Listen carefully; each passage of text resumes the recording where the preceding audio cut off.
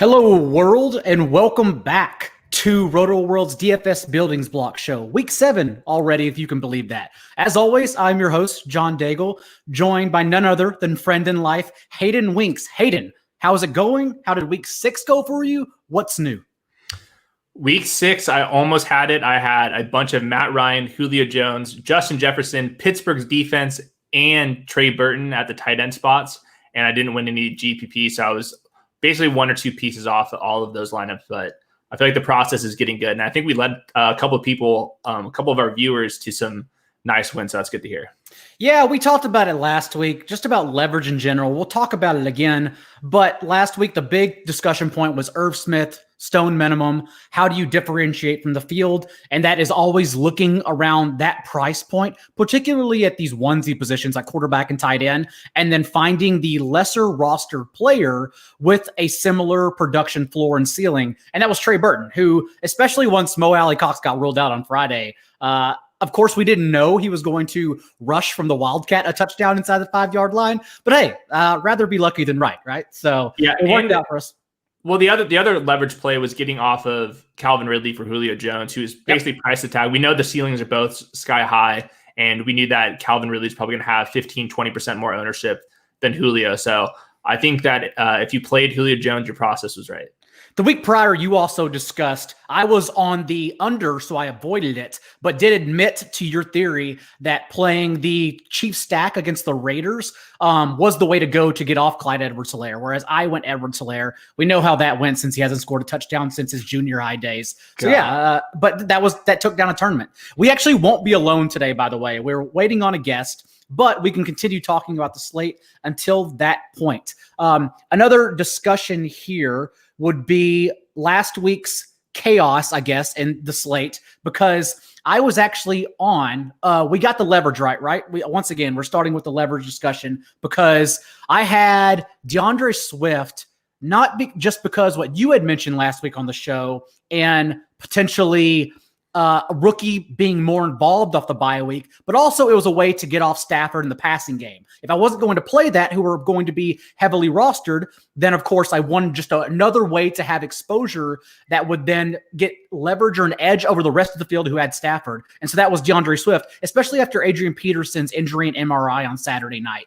So that helped out. Trey Burton helped out. It did not help out that I had a Packer stack and I just sat there watching my wallet get burned in the afternoon since the Bucs defense is apparently one of the best defenses in the entire league. But nonetheless, we got the morning right. So again, almost there. Looks like our guest is trying to add his camera, perhaps, which is something that would happen to me.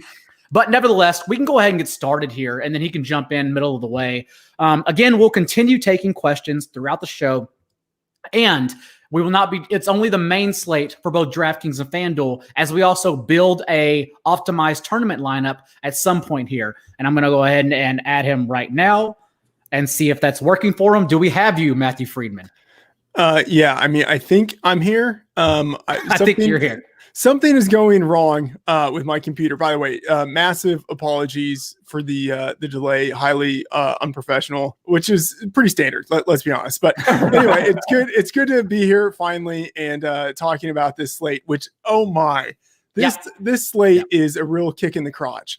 I mean, we'll be like fully honest. There's probably no one least qualified to talk about DFS in general than me, and then especially this slate, where I just feel like so much has changed in the past 4 days. So yeah, there's a lot to talk about.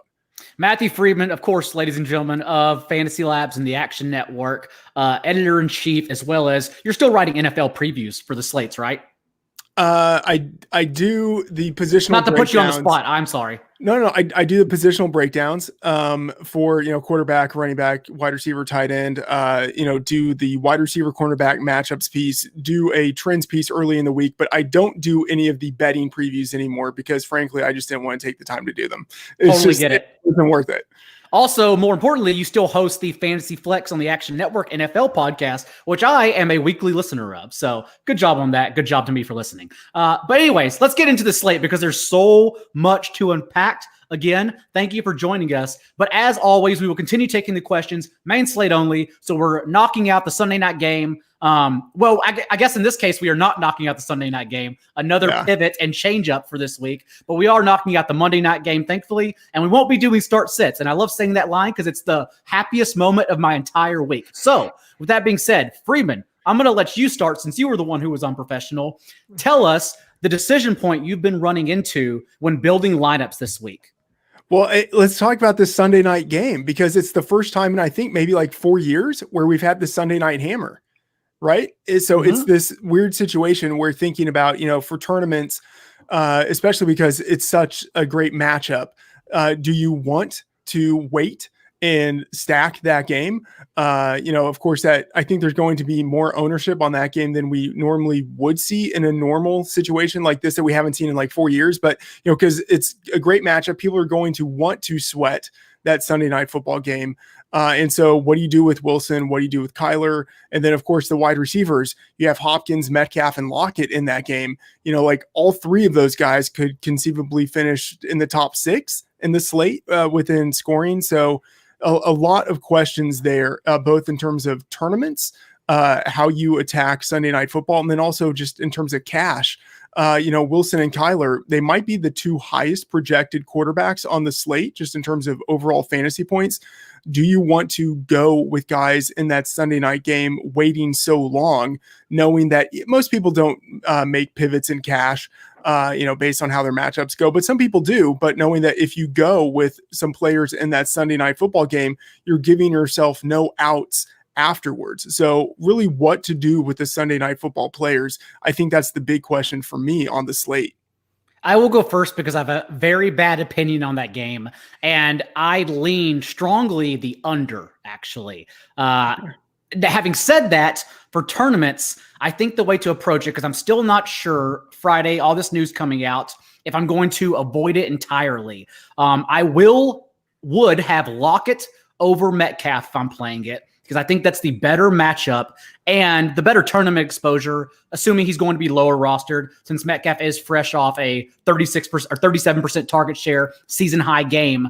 And I think I would run it back if playing that game, Kyler naked, which is also not popular because Andy Isabella is still getting involved here deep on a few shots. And plus, we can get Kyler's rushing points without having exposure anywhere else, even though we know he's still going to go to league leading in target share, DeAndre Hopkins. But that's how I view that game and how I'm approaching it for Sunday. Hayden, any thoughts? I think plays are going to be up just because the Seahawks are playing the second fastest offensive pace team with the Cardinals. And I think that the Cardinals are probably going to pass more than they usually do because they're going to be playing from behind. And the Seahawks, we've seen them really become a pass funnel. So I think that Christian Kirk, I think somebody that I'm circling he's super boom bust because almost all of his targets are on the perimeter and almost all of his targets are down the field. So you could be looking at a 0, especially because he doesn't get that big of a target share. But I think in tournaments, he's the key here because at only 4,900, he's the guy that can pop off in this game. And if he catches a long pass, that really speeds up the rest of the guys. That's when you can really start paying off the high price tags of the Seattle guys. So I think that if I am going to wait, I would be waiting and making sure I have Christian Kirk a part of it. Fam Mirante asks here, pivot from the Seahawks passing game and go with Carson. The only issue for that, because I have thought about that, is that Carlos Hyde, of course, is back now after missing the past 2 weeks as well. And he got 7 touches in the first 2 weeks in both of those games. So that is my lone concern, is that Carson is no longer a workhorse, and he'll likely be not splitting the touches, but 60-40 with Hyde. So my only worry there. Hayden. Hold on real quick. And also with Carlos Hyde, so much Chris Carson, a lot more of his production is from the receiving game. So you're not even really getting off of Russell Wilson in that scenario too, just because I think that Chris Carson is going to catch like 3-4 passes in some of those come in the red zone as well. So I think that there's a chance even if you do pivot to Chris Carson, that you just find yourself back into a game script that favors the full on game stack too. What about your thoughts, Hayden, on the decision point when you've been building lineups this week? Yeah, so there's a couple really good running back options, and I think that there's a couple high-priced guys. I think Alvin Kamara, Kareem Hunt, Mike Davis. If Aaron Jones plays, he would be in the mix as well. Picking 2 or 3 of those guys, and then we have to also see if Jamal Williams is going to come and play. I think that Aaron Jones, historically, you look at the Packers, they typically let their star players sit and they're really cautious. So I would think that Aaron Jones is on the wrong side of questionable here. And Jamal Williams is priced at 4K. He's been getting all of the workload. AJ Dillon, every single one of his touches this year has came in garbage time. So basically, are we going to pay up for Alvin Kamara, Kareem Hunt, Mike Davis? And if we do, which one of those guys? And will we be fitting in Jamal Williams as well? So I think that's my biggest decision point.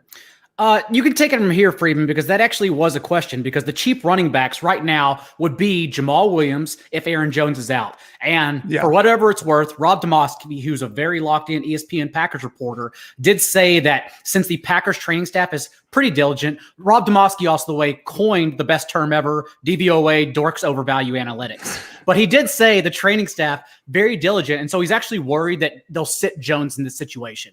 If that's the case, we have Williams, and then at 4K on DraftKings, and Gio Bernard at 4,500. So do you have any initial thoughts whenever you look at these two low-priced running backs? Yeah, I mean, Giovanni Bernard feels like a guy to lock in. I mean, I'm going to need to go back, look at projections, change everything there, but I feel like he's a guy that we lock in. And maybe I'm just totally off on that, but every time, and I think it's happened 4 games in his career, but whenever Mixon has been out, Giovanni Bernard has just totally smashed. And, Travion Williams hasn't even been active.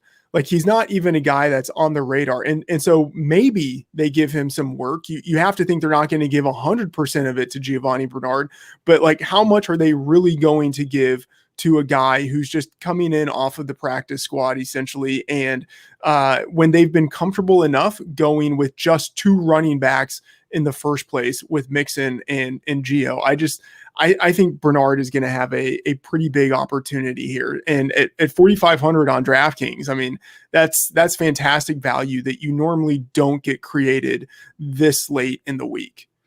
It's going to get interesting if Jones is ruled out, because then we have 2 options, and you wonder how many people will stuff both in there. And of course, if they do that, wouldn't that just lead everyone to paying up for the same players like Kamara, because he's then, and who we'll talk about. We're getting a lot of questions, by the way. We will talk about Kamara, don't worry. And then, of course, Devontae Adams as well as leverage off of Jamal Williams. And that spins me to my point, my decision point, and it's because there are so many ducks to have in a row this week. I just think it's uber important to have a checklist or do something to make sure you have all your bases covered. Previously, it was Kamara or Michael Thomas, right? Using one or the other to try and have leverage off the other. But now I think it becomes Kamara or Tre'Quan Smith, or perhaps just playing both if you want to run Robbie Anderson and or DJ Moore out there. Also, how are you going to get off the Lions passing game, perhaps? I think they'll be quite popular in that game. And also, do you want to run back Ridley or Calvin Jones, or Ridley or Julio Jones? And then just the cheap guys, and do you want to play 1, 2, or none? And where would you go if not? Also, of course, we had Fertzer locked in early in the week. Now Jonnu Smith is fully healthy, and everyone just pivots to David Njoku. So that's something you have to consider, because everyone just did the same thing that you all did this afternoon and just literally swap salaries for the same guy. So how do we get off Njoku now? There are a lot of those situations this week, which is why I have bags under my eyes for this week, because it's happening and it's not stopping. It's just coming quickly. So I just think everyone should take notes and have all the ducks in the row for this week, because it's a special tournament one for sure. Yeah, we just got so much news. Like, everything I say here, I feel like I could change over the next 24 hours just because we got some of this late breaking news. But I want to talk about Jamal Williams versus Gio another time here. I think that Jamal Williams is not going to play every single down. I think that they truly want to get AJ Dillon involved, but AJ Dillon is so one-dimensional. I think that he's only going to be a short yardage guy. I mean, they were using Jamal Williams more than we would like with Aaron Jones.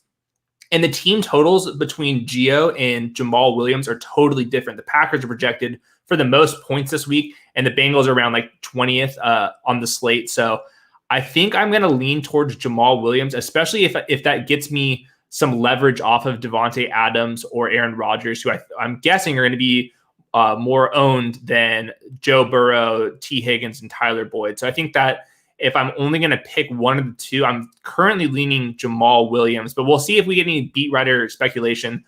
For the rest of this show, I'm going to be assuming that Aaron Jones is out, because I think that's more likely than not at this point. I'm assuming AJ Dillon is probably stone men on FanDuel and DraftKings. Yeah, that's what I figured. I still think he's a better fit on FanDuel over Williams because 21 college receptions across 35 games. But I mean, maybe he gets more carries. Do you have a lean on either of those situations, Freeman? You're the college scout. No, I mean, it's a situation where I was overly optimistic on AJ Dillon coming into the league, and stupid me thinking that they spent a second round pick on him, that they would give him many more opportunities early in the season.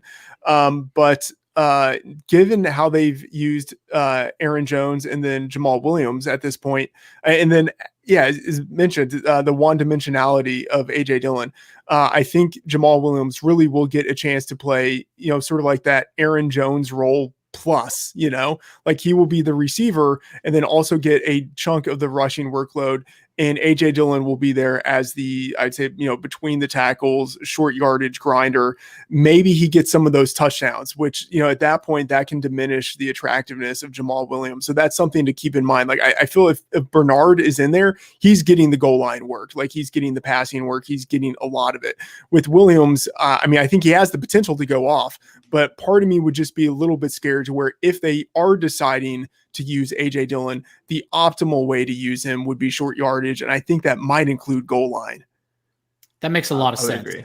I still lean, Williams on DK, AJ Dillon on FanDuel, I think are the pivots here. But yes, I'm in your corner, Hayden, that it does sound like Aaron Jones is kind of leaning towards being out. Let's move on and let's start building a tournament lineup here. And with that, Freeman, we'll kick it to you to start us. Who is the one player, despite ownership, you will still have the highest exposure towards this week?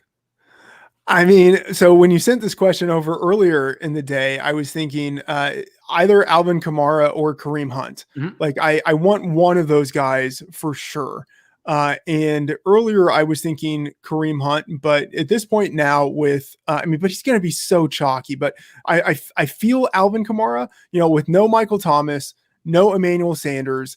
I feel that Kamara, he's just like so far above everyone else, because like how many targets is he going to get? Like we can't be crazy and project him for like 12 targets, but I mean, that feels like well within the range of outcomes, so like they just don't have really anyone else to throw to except for Jared Cook. But I don't know. I mean, Kamara could have like a 30%, 35% target share. Mm-hmm. I don't think it's really all that far of a stretch for him to get there. So Kamara, I think, is the guy I want a ton of exposure to.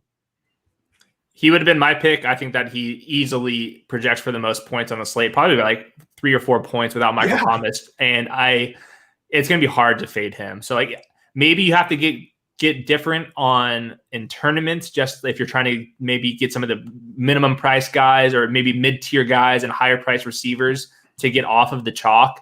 But I think that he's by far points per dollar, just raw projection. I think everything, he's going to be one of the best guys on the slate no matter what. I don't even know. There are so many different ways to go with cheap guys as well, that maybe you don't play any of the cheap running backs and instead you go cheap at receiver. And like I mentioned, playing Tre'Quan Smith and Kamara, we still have to see this Jets receiver situation play out, because we could have Mr. Jeff, 11 targets for 23 yards Smith, come back into play again. Yeah. So I don't even know you need to differentiate for Kamara, to be honest. Like I think you could just play him in tournaments and you get unique elsewhere in this slate. Yeah, I would rather roll the dice and be overexposed on Kamara. It's just injuries how this goes wrong, because his touch floor is insane. He's been the preferred goal line back still. I think Latavius Murray is going to get some more carries than usual just because there's more plays up for grabs. But I mean, Kamara, he's going to get like 20 to 35, 40 fantasy points this week. To Friedman's point, like Kamara and Emmanuel Sanders were splitting target shares in place of Michael Thomas to this point, 27% each. And now we take away Sanders and it's just like, it's to the moon. I don't know what else they do besides drag Taysom Hill out there for a few snaps. So it's going to get interesting in a hurry. Hayden, what about you? The one player you will be highest exposure towards this week? Well, we're all aligned here. The next guy, I was going to say Kamara. The next guy is Kareem Hunt, and I think that he has the next best game. I think that the Bengals are struggling to stop the run like usual. Their veterans aren't playing well. They're not even I mean, some of them are barely even getting full snaps. They just lost DJ Reader. So I think that Kareem Hunt, the 3-down workload is still there. There's no reason to get off of the last couple games. Those were tough matchups. Last week, the Steelers, they're giving up the fewest carries in the league on defense. So I think that this is a spot where Kareem Hunt can see 20 carries plus any of the receiving work as well. Obviously, he's a big play threat. I don't think that guard Wyatt Teller's absence this week matters as much as it did last week, just because the Bengals defense isn't anything to worry about. Hunt has not exceeded or reached 80% of the team's backfield touches the past 2 weeks because he has either been injured or cramped in the fourth quarter. Now fully removed from the injury report, this is such an easier matchup than the Colts or the Steelers presented. I love Hunt this week. Whereas the Browns, we figured they get rolled last week because nothing was working in their favor throughout the week. It is the complete opposite this week with the Bengals injuries to worry about as well. I got a question, Friedman. Do you think that Alvin Kamara and Mike Davis are positively correlated in the same tournament or negatively correlated? Because typically when you're playing 2 running backs from the same game, that's bad news. But since so much of their workload is through the receiving game, I'm not sure if I actually want to get off of that, because I think that both can catch 5+ passes easily. Yeah, so I wrote 2 versions of decision points, and so one of them was, what do we do with the Sunday Night Football game? The other one was Kamara, Mike Davis, or both.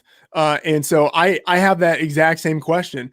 And I think your instinct of, they actually might be positively correlated, I think that might be right in this instance. And in most cases, it isn't. But I think people are looking for maybe a lower scoring game than kind of anticipated, thinking of like dead arm Drew Brees, Michael Thomas not coming, Emmanuel Sanders out, but I could still see a high scoring game here. And I think that would cater to a situation where the teams are passing quite a bit, targets going to the running backs a decent amount, kind of in lieu of the running game.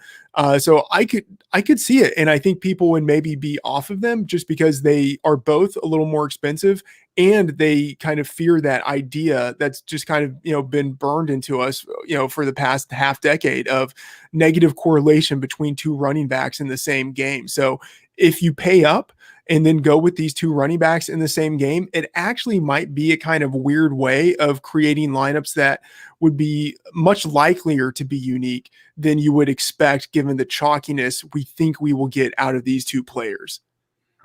Interesting. Yeah, I think so. I think just Kamara's big play potential really solidify this. I would be surprised if Mike Davis rips off a 40-yard touchdown, but that is well within the range of outcomes for Alvin Kamara, and that would just put Mike Davis into a better spot to catch passes. So I think that they are positively correlated. I think this is one of the rare exceptions here, but I'm with you. Well, we also know that last week was Mike Davis's. That was below Mike Davis's floor. That was his worst case scenario. His floor is so much higher than that weekly. He's already proved that in the games prior. So going back to Mike Davis is one of the easiest plays in DFS this week, because that's a game we will certainly talk about later that I absolutely love, despite Michael Thomas and Emmanuel Sanders being removed from the picture.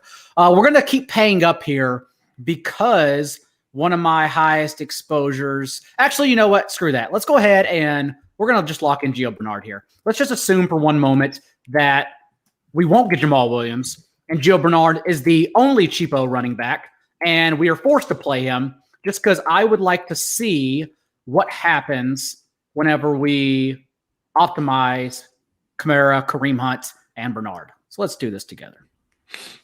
And then let's have the chat yell. Until this point, well, here it is right here. Okay. Mahomes pops. So I know everyone's worried about the weather, but remember, Mahomes lit the world on fire and snow against the Broncos, oddly enough, last year, and it didn't matter whatsoever. We only care about sustained wins, if you even can convince me to care about sustained wins, that is. So, yeah, I mean, I think Mahomes is fine, although we're going to talk about Clyde Edwards-Helaire in a second. I'll get into it right now, because if Le'Veon Bell is active, I want to push all my chips into the table with Edwards-Helaire, because no one's going to play him, and I truly believe Bell's like best case scenario this week is 4 touches and like under 10 snaps. It's just, he's not going to turn around and know Andy Reid's scheme in a pinch. He could still come in inside the 10-yard line and poach Edwards-Hilaire's touchdowns. But again, I'm not worried about the scenario if I'm playing Edwards-Helaire. I'm just trying to get him at lower exposure than the entire field. So that's the guy I'm playing in tournaments over everyone else. Yeah, I think that if you're looking at just the difficulty of a playbook for a running back out of any team in the league, it's probably Andy Reid's, because so much of it is fine, detailed screen game. So I think that if he's going to be playing, I think it's going to be on small snaps, like you said, Daigle. I think it's going to be in like pure rushing situations, unless he's just running to the flats. I think that a lot of the high value touches are still going to go Clyde Edwards-Hilaire's way this week. My only concern, and I had the same exact thought process, Daigle, is the other guys I just think project so much better. A Mike Davis and a Kareem Hunt, I think that those guys just project like 3 or 4 points probably better.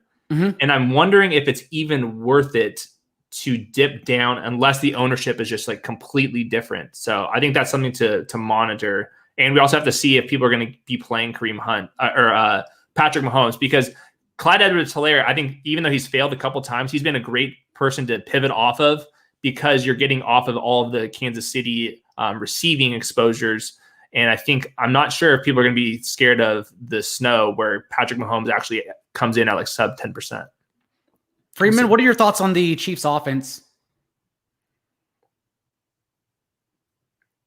I think you're muted. Probably for the best. I don't mind the Chiefs offense.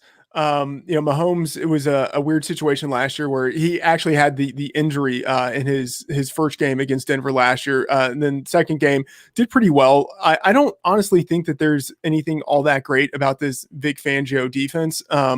They've done okay, but I also think that they've had, kind of a little bit of an easier road to get there.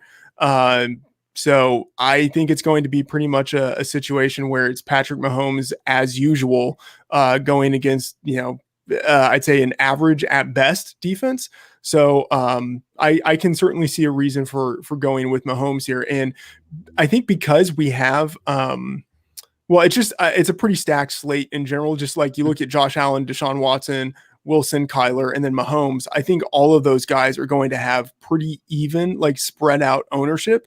So it's, I think, a situation where it's probably fine to go with Mahomes, because he's not going to have high ownership. And it's not as if you're like really forfeiting anything and like, oh, you're making a catastrophic mistake by not going with one of these other quarterbacks who just so clearly should be rostered. So I think it works.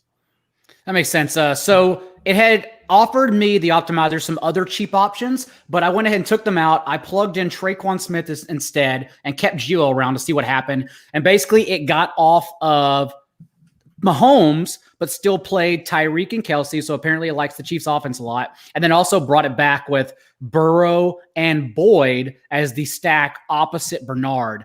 Hayden, any thoughts on Burrow this week? Because he is popping also, Freeman, the Fantasy Labs models as one of the top cheaper options at quarterback this week.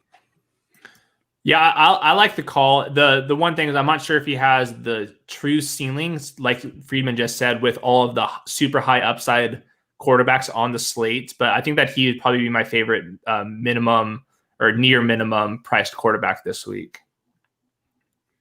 All right, let's go ahead and get into everyone's favorite segment, the one we get wrong every week. What is our number one fade against the public, despite it being a popular play coming in? So Hayden, let's start with you. Who is your number one fade this week? I will not be playing any Ezekiel Elliott, and I think that will probably still be over 10 to 20% owned, somewhere around there. It depends on the injury news for sure, but the offensive line is like a stone cold disaster. Third string left tackle, second string right tackle, second string center, second string right guard. It's one of the youngest lines in the league. It's one of the most inexperienced lines in the league, and they're playing against a defensive front that has 4 first-round picks, including Chase Young and Montez Sweat. So I think that there's a lot of paths to failure for Ezekiel Elliott, especially if he fumbles again. So I think that the other running backs, the high-priced running backs, have a much safer floor compared to Zeke. Freeman, as a Cowboys fan, I'm sure you don't have any takes on Zeke at all. So if you could think of something, let's hear it. He was the guy I had written down. Nice. And for all of the reasons just mentioned there. And then also I just, not only in the running game, well, I think there be a significant disadvantage of defensive line versus offensive line, but I think it will be harder for them to sustain drives also just because that defensive line is pretty good getting after the passer. I don't have any faith in the Cowboys offensive line to pass protect. So I think it will be harder for them to sustain drives, harder for them to put Ezekiel Elliott in a goal line situation to where he has the opportunity to score an easy touchdown. And so all the way around, I think it's just bad news for the Cowboys. So I'm with you, looking to fade Zeke. And then one other player I'd mention, although with the change in news, I don't know if he will be as popular as I originally thought he would be, but Justin Jackson, earlier in the week, I thought given the matchup that he had going against the Jacksonville Jaguars, I thought he would be fairly popular given that he was kind of, like one of the cheaper backs who had a good matchup. Now, I don't know if people are going to be going to him because they could go to Giovanni Bernard or, maybe Jamal Williams. So maybe that analysis isn't applicable anymore. But, he has a fantastic matchup, but I'm just thinking Justin Jackson versus Joshua Kelly. Kelly's, $200 cheaper. He will probably have like 4 times less the ownership. Is there that big of a difference between them? I kind of don't think there is. It's rough to play these guys in on DraftKings with no passing game rule, but I've kind of been looking for a way to get Josh Kelly in my player pool as well because I like him a lot. Like his role inside the 10-yard line and just up the gut running was never going to succeed against the Bucs and the Saints, and that's what they asked him to do. Whereas this game is how he succeeds in that role. So that's why I actually kind of like Kelly, and I fully expect Justin Jackson to play. He practiced in full, but was still listed as questionable. But maybe just being a little banged up and what we perhaps expect to be a blowout since Jags defense is absolutely atrocious. Maybe that is a way to get on Kelly now, and they just perhaps give him a few more extra touches. So I do like that situation and figuring it out altogether. Hayden, do you have any thoughts on Herbert? Because we have had a few questions about Herbert, the Chargers off. Does that mean that you run it back with DJ Shark, who we also had a question about? Or does that mean you avoid the running game altogether? Like, can the Jags actually keep up and make Herbert keep his foot on the gas? I don't know.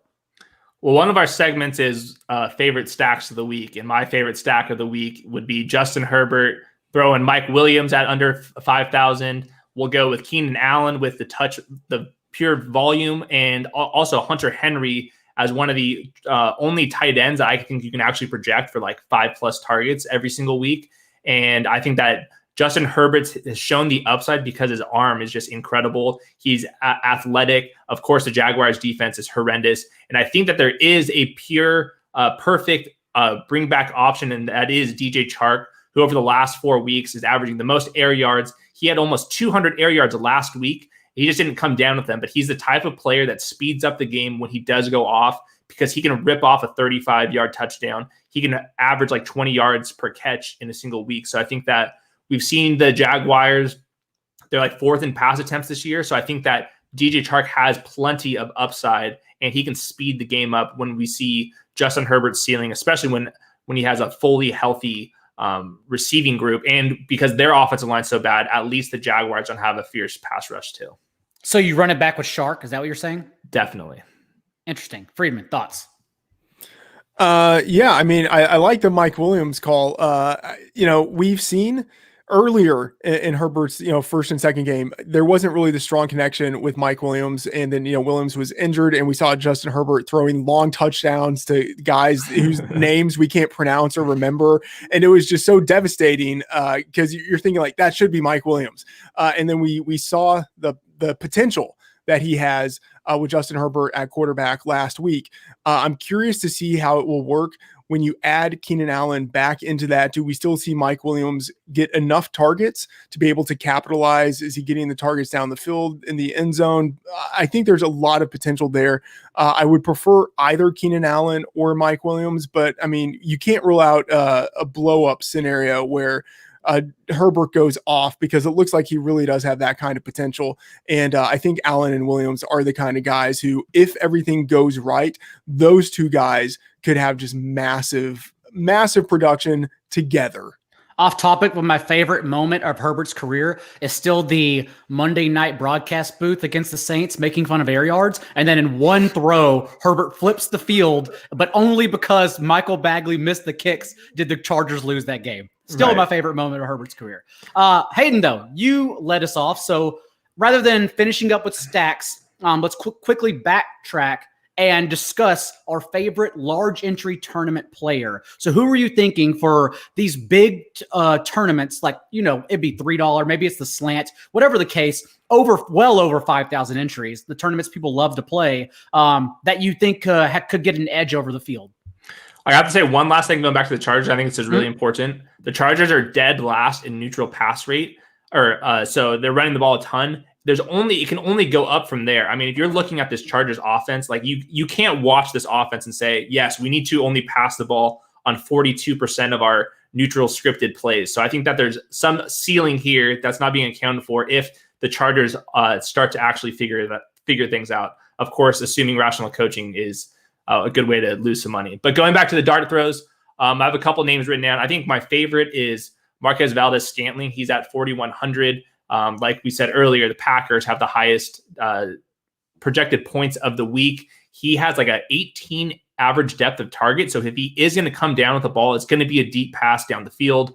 I think that this offense, that entire game really is going to have some good shootout potential. And the corner, I think defending him is one of the slower corners in the league. So I think that Marquez Valdes-Scantling could be a good way to get off of Devontae Adams. Or if you want to just stack them all the way through Devontae Adams, rolling him back with Marquez Valdes-Scantling, maybe a Brandon Cooks, a Will Fuller, pick your poison on the other side. I think that's a good way to go about things.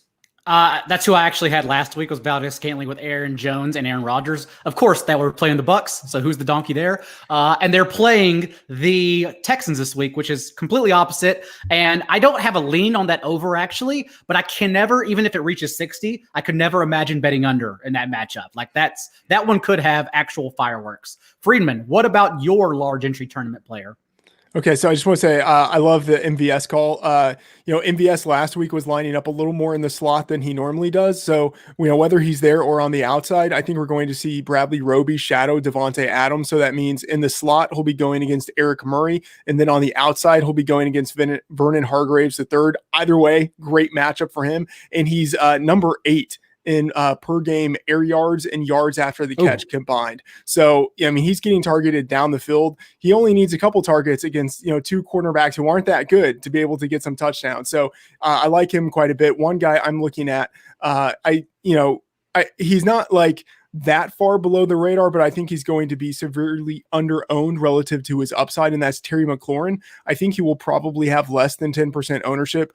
He's had such a hard run of cornerbacks that he's had to go against to start the year. And now finally he's getting to go against the Dallas Cowboys, who are allowing, the most points in the league to opponents.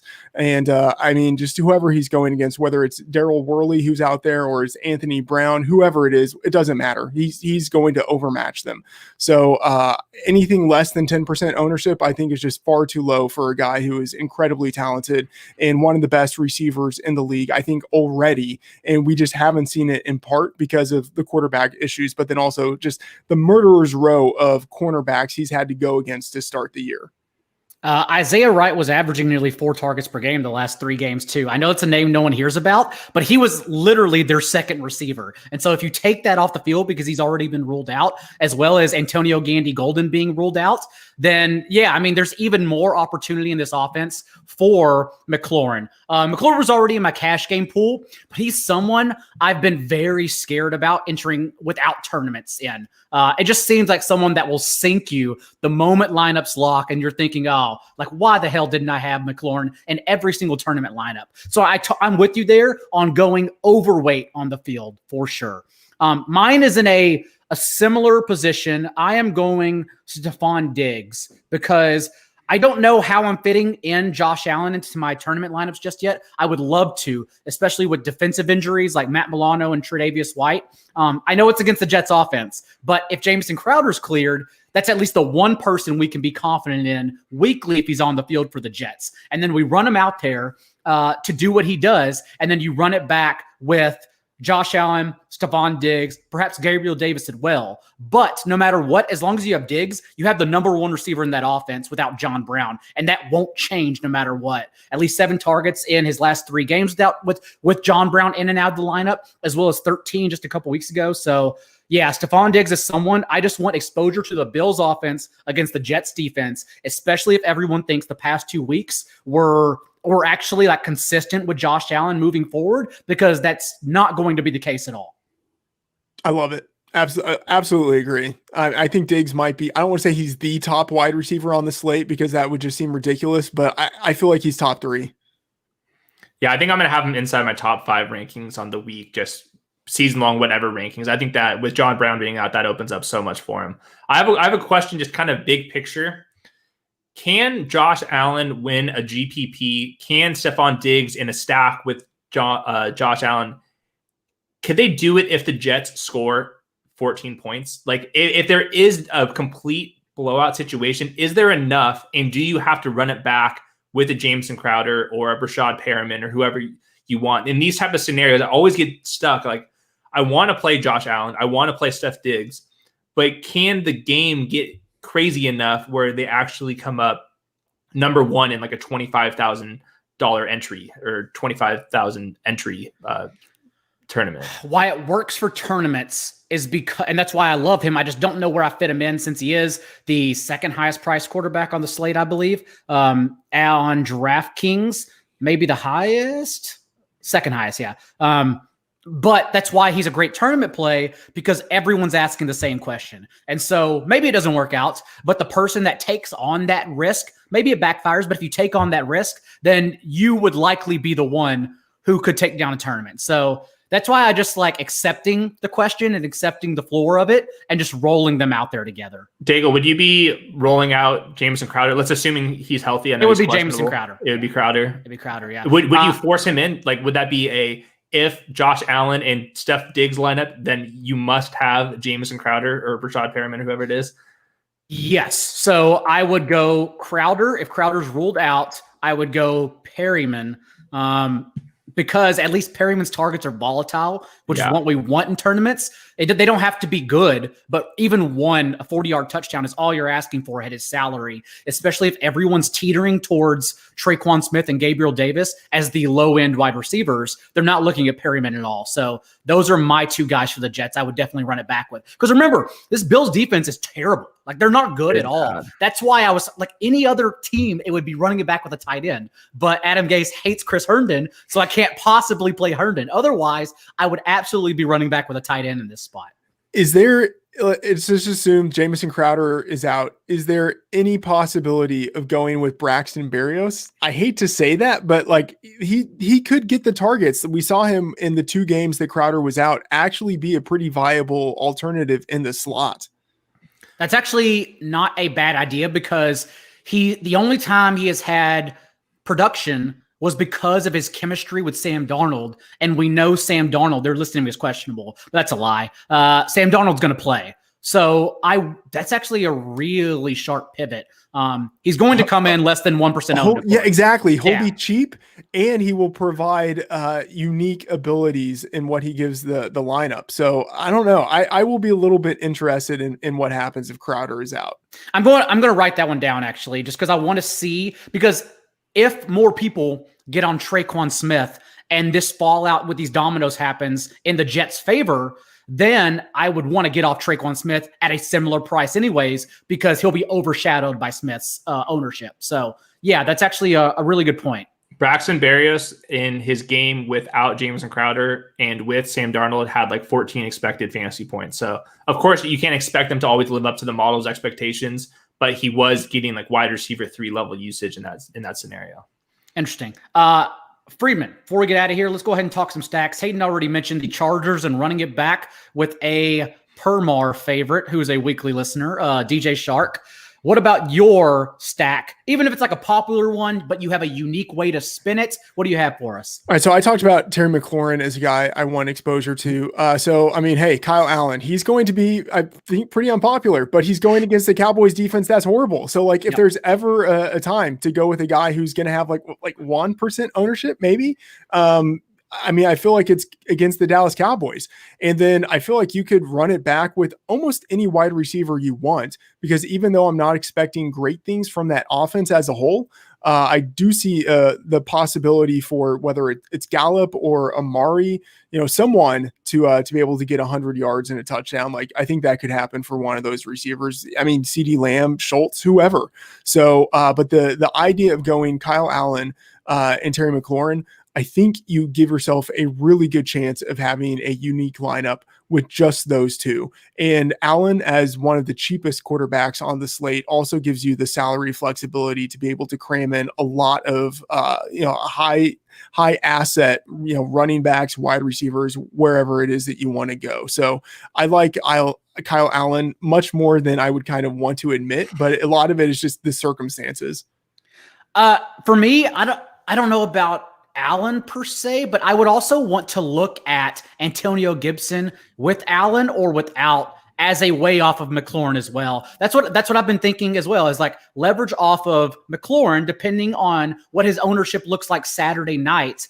Maybe it is Antonio Gibson who is still getting the money carries inside the 10-yard line. He's just mixing in on passing downs and carries in general with J.D. McKissick. But we can accept that role as long as he's still getting those touchdown carries. So yeah, that's a good one. Yeah, that's another one I'll have to think about. Kyle Allen to Terry McLaurin, that allows you to play or price up all three of the high-priced running backs, get off of what's probably going to be 20% Giovanni Bernard, maybe 20% Jamal Williams too. So I think that lineup would be guaranteed unique. And I think that, at 5,200, a couple of years ago, it was no matter what, just pick the $5,300 quarterback and just go from there. So I think that it is in play. No one's going to click Kyle Allen. He's going to be 1%. Right. Nobody will.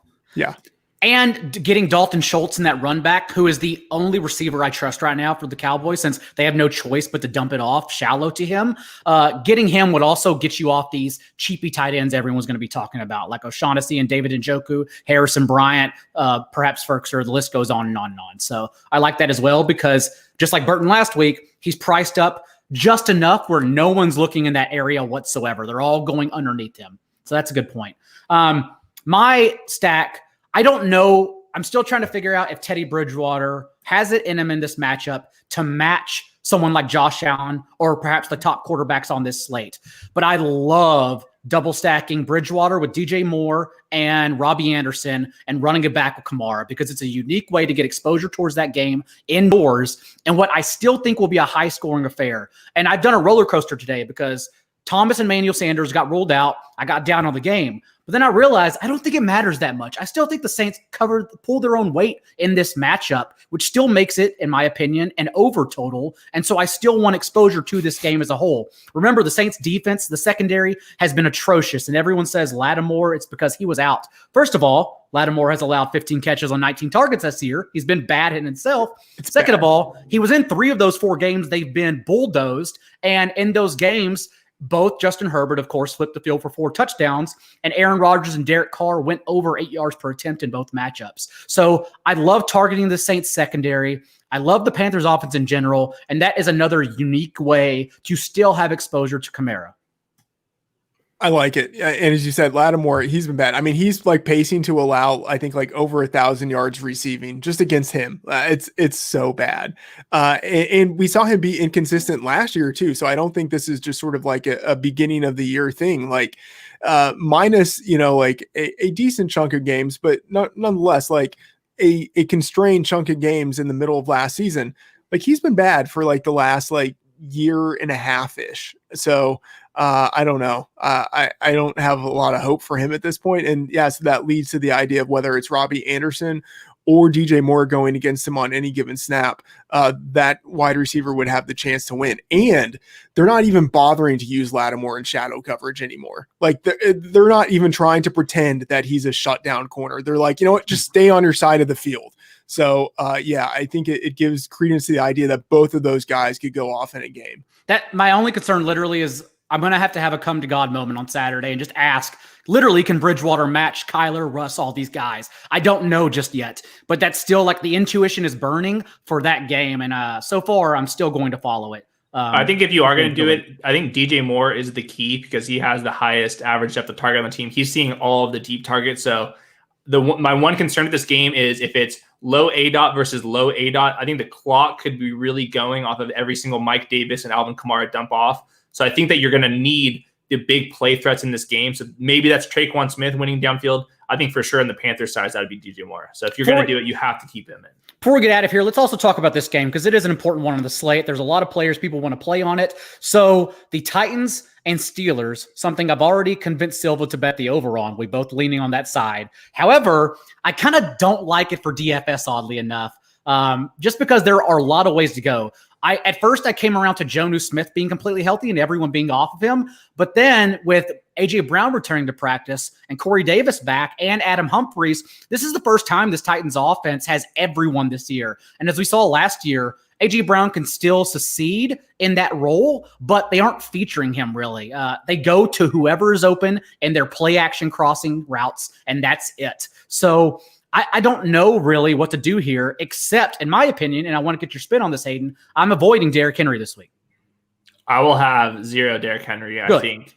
On DraftKings, he's $400 less than Alvin Kamara, who I think we can project for like 8 to 10 more points in a PPR setting with 100-yard bonuses. And right below that, you have Kareem Hunt and Mike Davis, who I think we all agree that we're on for like $1,000 cheaper. So I think he's kind of in the sweet spot where I don't want to be going up to him when I can just go up to Alvin Kamara. And I think I would rather go down to $1,000 and save that. And I don't think that his ownership is going to be like sub 5%, maybe like around 5 to 10%, just because of what he did last week. Like people are going to click his name no matter what in that scenario. So I don't think that he's going to be like a 2% guy where you're like, okay, we have to play him. Friedman, I'm giving you the tough responsibility here. Oh, God. And talking about the Steelers wide receivers, since they will have all 4 back, presumably fully healthy because none are on the injury report this week. I mean, Chase Claypool, how do we not love him? He's good. But Daigle, side tangent here. I'm with you on the over. Ryan Tannehill, 13-2 to the over in the regular season starts with the Titans. That's unreal. People are just continuously undervaluing what the Titans can do on offense. But the over, sorry to cut you off. The over is made. It's set in Vegas as if these are 2 defensive teams. Yes. And I know the Steelers are a good defense, but they're still allowing explosive plays. And that's all the Titans do is run the ball into a brick wall and then throw over the top for success every single time. So I love the over. The Titans cornerbacks can be beaten. Mm-hmm. And the Steelers have the wide receivers to do it. And so it's this, let me tell you what the nightmare scenario is for me as a longtime Juju stan. That Juju is the guy who's locked into the slot, and Deontay Johnson, I think he could be a pretty good slot receiver. Like with the agility he has and the route running ability, like I am worried that the Steelers will look at this and think like, you know what? Juju already has 1 foot out the door. Our best 3 wide receivers on the field are if we have Claypool on one side, Washington on the other, and Deontay Johnson in the slot. And not to say that that's what they're going to do immediately, but my fear is that they start to experiment with a rotation of these 4 guys, and that could end up being in this game and over the course of the season, the 3-man configuration that actually makes the most sense for that offense. But for this game in particular, I mean, Claypool, we've seen what he's been able to do. They're scheming the ball to him as a runner at the goal line. I mean, does he come in at under 10% ownership? I think he probably does because there are so many other players on the slate to get exposure to. I mean, Claypool at under 10% ownership feels like someone I want a lot of exposure to, because at this point, if I had to bet on a wide receiver on the Steelers from this point to the end of the season, I think Claypool actually leads all 4 of these guys in fantasy points scored. And so I want to get on that train now while there's still some uncertainty as to who's the true number 1 in this rotation. I think it's Claypool, and Deontay Johnson, he could be a fantastic player, but Claypool is just operating at another level immediately. And he's played only 5 NFL games. I completely agree. I will tell you, though, why I am somewhat worried. And this, of course, bakes in DFS game theory. So I think you're right, but also I think that may be the way everyone feels. And not to call out Delivery Dash Cam, who watches every show here, but Deontay Johnson, too injury prone to play. That's the way people are thinking right now. Like, honestly, that's the assumption everyone has.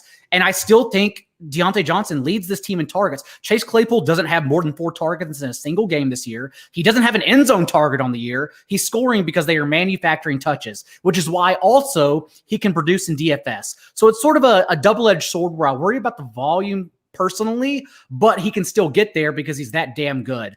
Meanwhile, Deontay Johnson, from his role and his specialty being a kick returner, can also just see shallow targets and turn them upfield because he's good as well when he's not injured, and that has not been the case prior to the last 2 games, right? So that's why I still like Deontay as well. I also like Claypool. I don't think, I could be wrong here. Tell me if you agree, Friedman. I don't think you need either in your lineup this week to take down a tournament. I think that's probably accurate, but I would say, like, we would have said the same thing like 2 weeks ago when Claypool went off for like 4 touchdowns and he had 11 targets and 3 carries. Like, I think there's the possibility that he does see usage like that again.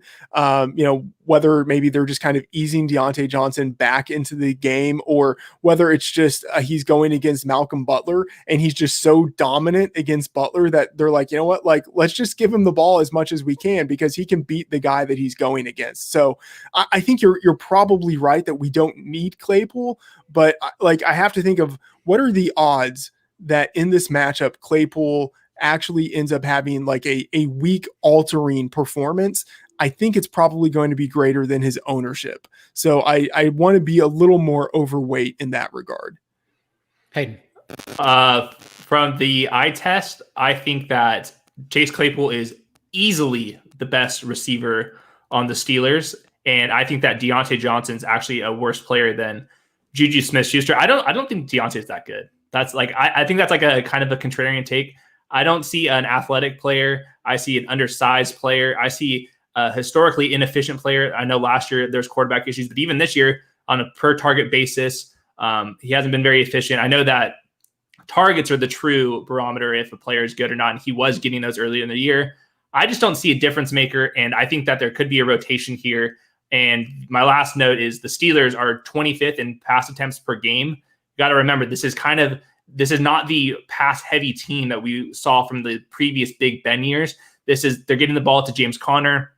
They're really relying on the defense. So I don't think that we can kind of project like a huge passing volume. So I think that there's volume concerns for all of them.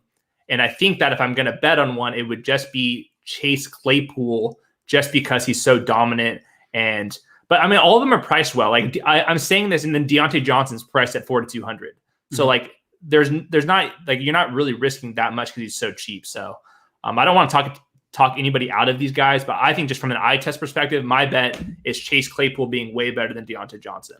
Well, despite that terrible scouting take, Master Link still wishes you a good night. So Friedman, with that, tell the people where they can find you.